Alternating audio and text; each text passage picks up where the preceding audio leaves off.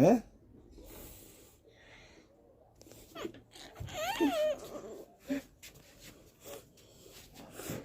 সন্ধ্যাবেলায় আইব সন্ধ্যাবেলায় আইব খালা তো থাকবো ওই খালা থাকবো তোর ধরে থাকতো না তোর ধরে থাকবো তো খালা তোর ধরে থাকবো বুঝে গেল দেখি বাবা হ্যাঁ দেখি আমি বুঝি এর লো ঘুরে আতর আন্দা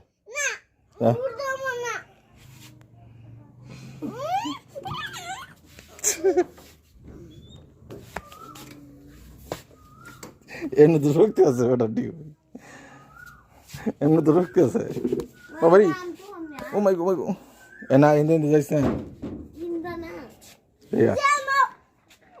বিলাই বইতে আয় বাতে দেখ ফালাই বড় দেখাই যাচ্ছে না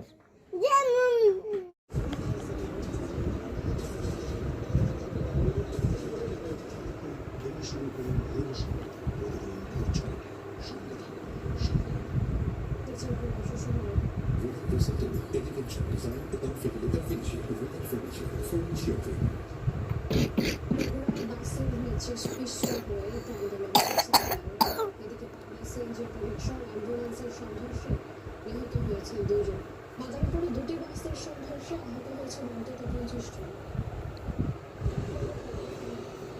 সিসিটিভি ফুটেজে দেখা যায় একটি গলির ভেতর থেকে আসা একটি মোটরসাইকেল হঠাৎ করে মহাসড়কে ঢুকে পড়ে। এ সময় একটি দ্রুতগতির বাস মোটরসাইকেলটিকে চাপা দেয়। ঘটনাস্থলে প্রাণ যায় আরোহী। মোটরসাইকেল আরোহী কৃষক নাজমুল হোসেন চাঁদপুর গ্রামের বাসিন্দা। রোববার বিকেলে মোকামতলা থেকে বাড়ি ফেরার পথে দুর্ঘটনার কবলে পড়ে সে।